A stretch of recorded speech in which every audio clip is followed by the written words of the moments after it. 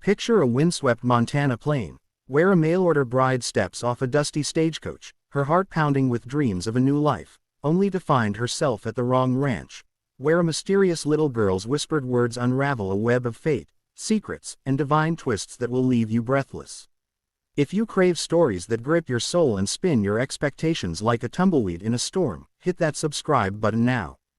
Join thousands across the USA and UK who never miss a tale of heart, grit, and revelation. Smash the bell and dive into the adventure today.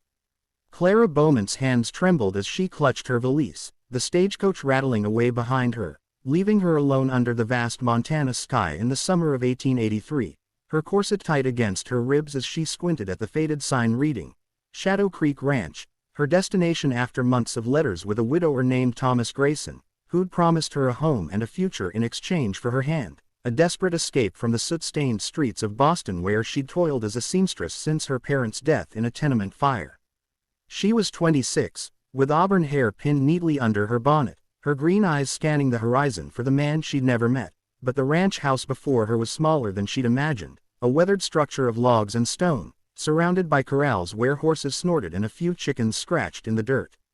A little girl, no older than 7, appeared on the porch, her blonde curls wild and her dress patched, her blue eyes wide as she stared at Clara and whispered, "God finally sent you to us," a statement so strange it sent a shiver down Clara's spine, but before she could ask, a man emerged, not the middle-aged Thomas she'd pictured, but a rugged figure in his 30s, with dark hair and a jaw set like granite, his name Caleb Holt, the ranch's owner, who looked as confused as she felt when she introduced herself as Thomas's bride-to-be. Caleb scratched his head, explaining there was no Thomas Grayson here, that Shadow Creek was his family's land, passed down through generations, and the nearest Grayson ranch was 50 miles west, a mix-up by the stagecoach driver who'd misread the map in his haste.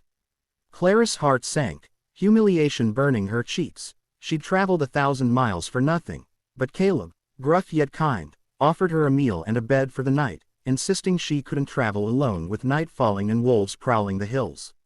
The little girl, introduced as Lily, Caleb's daughter, clung to Clara's skirt, her words hauntingly earnest, claiming she'd prayed for a new mother, and Clara, despite her exhaustion, felt a tug at her heart, though she pushed it aside, determined to correct the mistake come morning.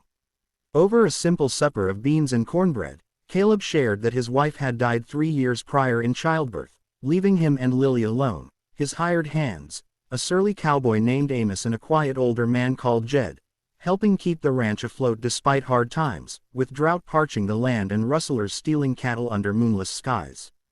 Clara, wary but grateful, slept fitfully in the guest room, Lily's words echoing in her dreams, and at dawn, she prepared to leave, only to find the stagecoach wouldn't return for a week, stranding her in this strange place where the air smelled of sagebrush and secrets.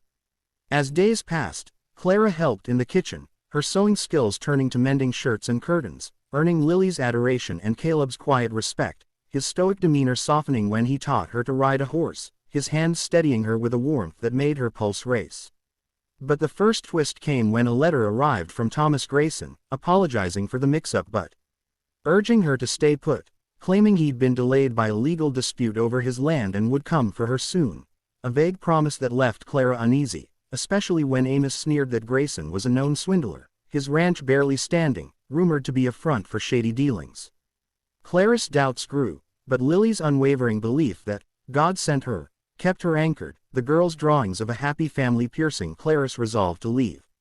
Then came the night of the storm, thunder shaking the earth as rustlers struck, stealing half the herd, and Caleb, injured in the chase, revealed a staggering truth. Shadow Creek sat on a hidden silver vein, discovered by his grandfather, kept secret to protect the land from greedy prospectors, but Amos had betrayed them, leaking the secret to a shadowy buyer linked to Grayson himself.